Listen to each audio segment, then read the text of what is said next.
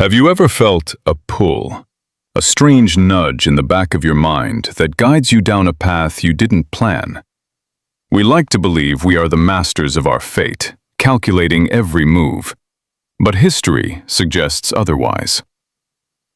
In April of 1519, inside the quiet chambers of a French château, one of the greatest minds humanity has ever known lay dying. Leonardo da Vinci, the man who envisioned the future, was 67 years old and waiting for the end.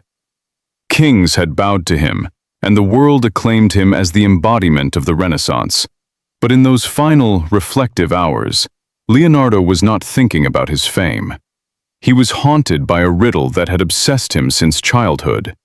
Is there a hidden force within us that drives us to grow, to transform, and to become who we are meant to be? To understand this force, we must look back to where it began, not in a palace, but in the wild olive groves of Vinci. Born illegitimate, Leonardo was an outcast from the start, barred from universities and noble professions. Society closed its doors to him, but this rejection was merely the hidden force clearing his path. Left to himself, he wandered into the dense forests, observing the chaotic beauty of waterfalls and wildflowers. It was here, alone with nature, that he first sensed the pattern.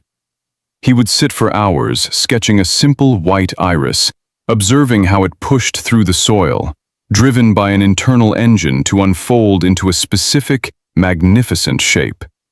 He realized that the flower didn't have a plan, it had a destiny encoded in its fiber. And he began to wonder if he, too, was being pushed by a similar power. This force soon demanded that he rise above mere imitation. As a young apprentice in Verrocchio's studio, surrounded by the noise of industry and art, Leonardo could not simply follow orders. When asked to paint an angel in a larger biblical scene, he didn't just paint, he engineered.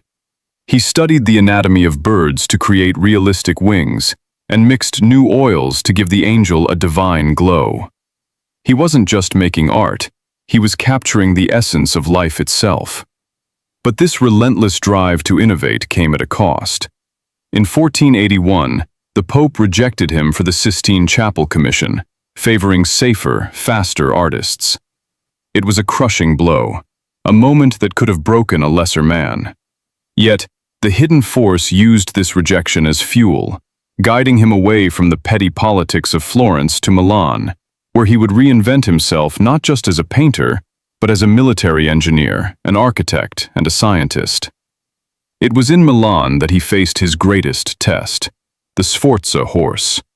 He attempted to cast the largest bronze statue in history, a feat considered impossible by the masters of the time. He spent months designing a revolutionary single-mold casting method, building a clay model the size of a building that left crowds awestruck.